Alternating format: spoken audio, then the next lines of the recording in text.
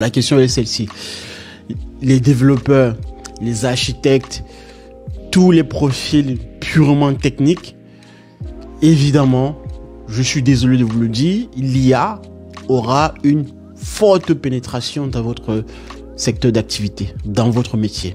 Pourquoi? Pour la simple et bonne raison que les règles que vous utilisez, les techniques, les langages de programmation, mais pas que, bien évidemment, mais toutes les architectures, les frameworks, etc., l'intelligence artificielle est capable de le faire. Bonjour à tous, bienvenue, j'espère que vous vous portez bien. Aujourd'hui, nous allons débattre d'une question essentielle concernant l'impact de l'intelligence artificielle au sein des grandes entreprises de la tech. Donc ici, l'idée sera de prendre le secteur de la tech, des startups, des grandes entreprises technologiques pour y analyser à quel point justement l'intelligence artificielle va être un changement très majeur. Et bien évidemment, à partir des idées que je vais déployer sur cette partie-là, vous permettra, je le pense, d'avoir des réflexions autres et enrichissantes sur d'autres secteurs d'activité qui ne sont pas forcément en liaison et en relation directe avec le monde technologique. Néanmoins, ce sera toujours essentiel de comprendre l'impact de l'IA dans ce secteur pour lequel justement l'IA aura le plus d'impact par rapport à d'autres secteurs d'activité. Alors la question est celle-ci. Les développeurs, les architectes, tous les profils purement techniques, évidemment, je suis désolé de vous le dire, l'IA aura une forte pénétration dans votre secteur d'activité, dans votre métier. Pourquoi? Pour la simple et bonne raison que les règles que vous utilisez, les techniques, les langages de programmation, mais pas que, bien évidemment, mais toutes les architectures, les frameworks, etc., l'intelligence artificielle est capable de le faire.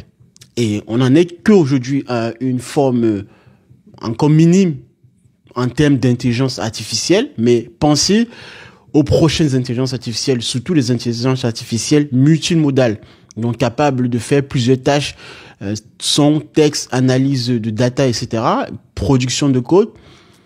Imaginez que les prochaines intelligences artificielles soient capables d'effectuer ces tâches-là en même temps, au même moment.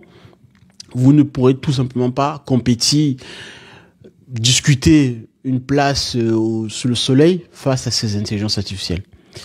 Donc, vous serez en priorité, donc je parle des profils purement techniques, qui auparavant d'ailleurs dans des grosses entreprises, dans des grandes boîtes, faisaient un peu la nuit du beau temps, entre guillemets.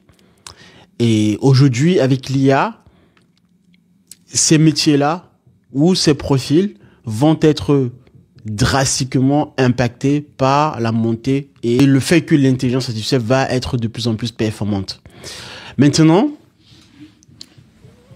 ça ne fera pas tout, bien évidemment. L'IA ne remplacera pas, je pense, je pense que malgré tout ce qu'on nous dit là d'ailleurs, peu importe les conférences que vous avez pu suivre, l'IA ne va pas tout remplacer. Simplement, l'IA va être un accélérateur de particules.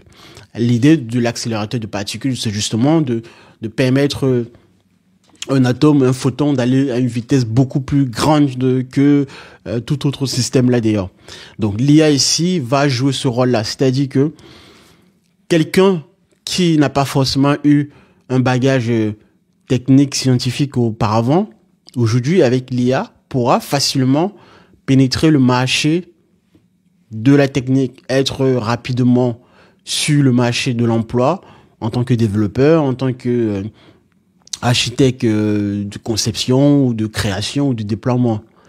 Et cela justement, grâce ou à cause, prenez-le comme vous voulez, de l'intelligence artificielle, il sera donc beaucoup plus facile d'occuper ce type de poste.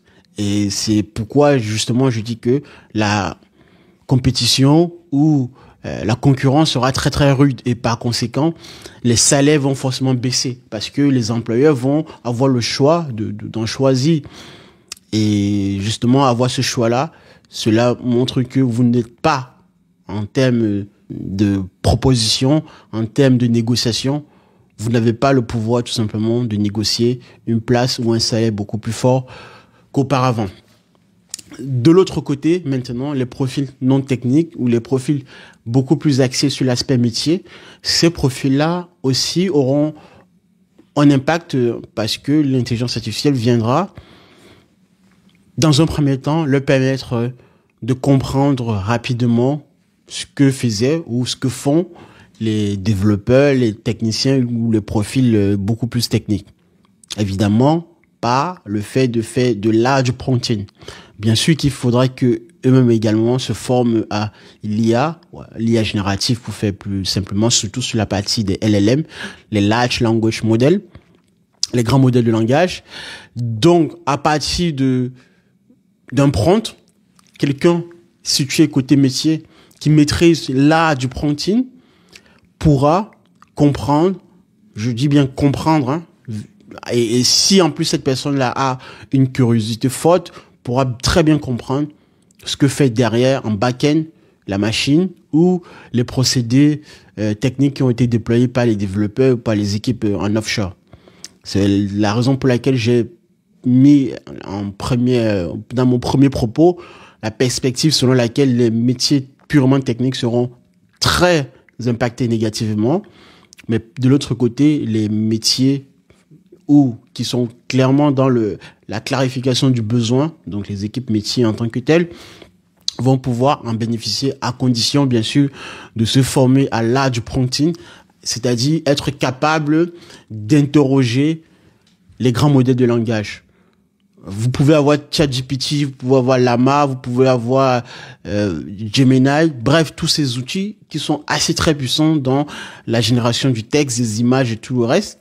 Mais si vous n'avez pas la connaissance ou l'envie, bien sûr, ou la curiosité forte de savoir comment tout cela fonctionne derrière, même si vous pourrez de temps en temps avoir quelques réponses, in fine, vous ne serez pas capable d'agir et d'avoir un besoin clairement spécifié.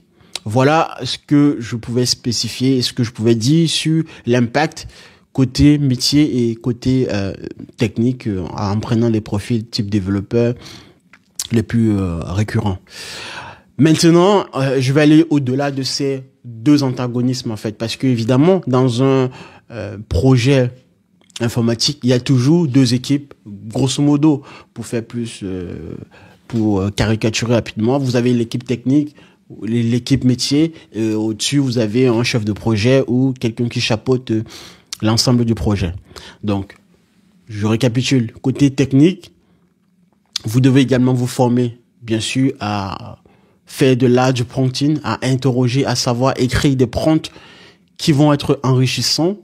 Par exemple, je pense à certains prompts selon lesquels vous devez interroger la machine avec un contexte bien précis, une chaîne de pensée, justement, pour que l'IA générative, donc le LLM ici en question, puisse vous répondre avec une réponse beaucoup plus riche et très rapide.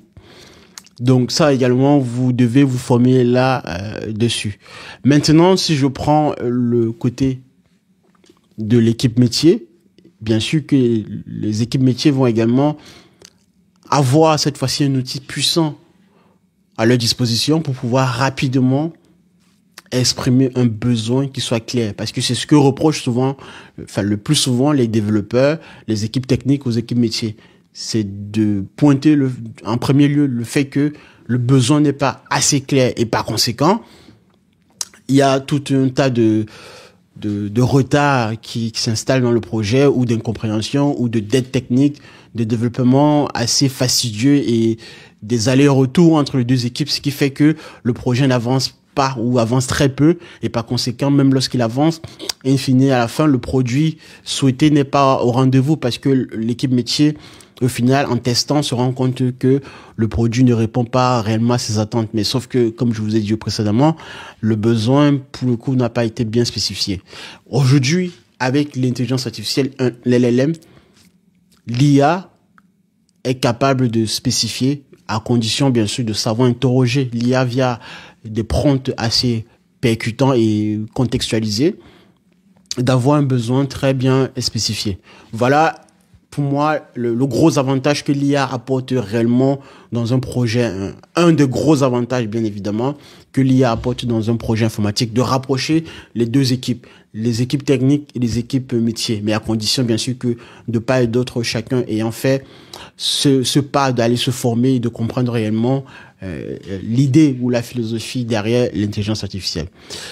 Au-dessus de ces deux équipes-là, vous avez donc le chef de projet, la personne qui va chapeauter le projet. Cette personne également sera en mesure de suivre les avancées du projet au fur et à mesure que des releases sont déployés et testés, bien évidemment. Donc, le chef de projet, de même, doit également se former et comprendre derrière les enjeux du projet au fil de l'eau, au fil du temps.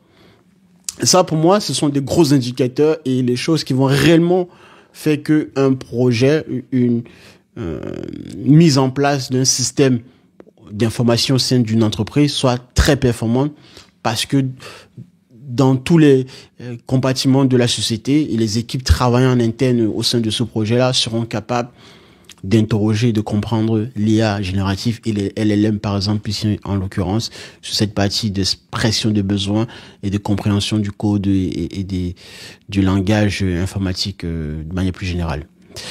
Je pense que j'ai assez dit là, je vais m'arrêter. Mettez en commentaire bien sûr vos remarques et dites-moi ce que vous pensez là-dessus, mais réellement, c'est ce que je constate tout de suite dès à présent.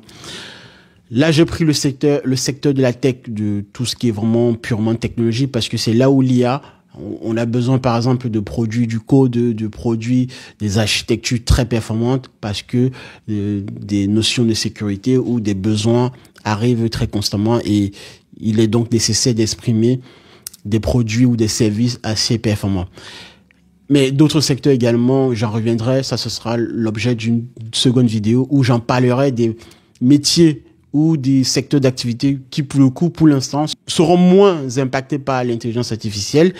Mais néanmoins, avec l'avancée fulgurante de l'IA également vient avec d'autres propositions de valeur dans ces secteurs d'activité. Mais pour l'heure, je voulais juste déjà aujourd'hui vous faire part de comment l'IA va impacter le secteur de la tech, un des secteurs en particulier, ce secteur-là. Et on verra dans une prochaine vidéo d'autres secteurs d'activité. Merci de m'avoir suivi. Abonnez-vous, likez et partagez massivement cette vidéo. Cela permettra de mieux rendre les gens sereins, de rendre les gens vraiment très habiles et de comprendre les vrais enjeux. Ici, on se contente de relater et de restituer les choses justement là où elles devraient être. Merci et portez-vous bien. Au revoir.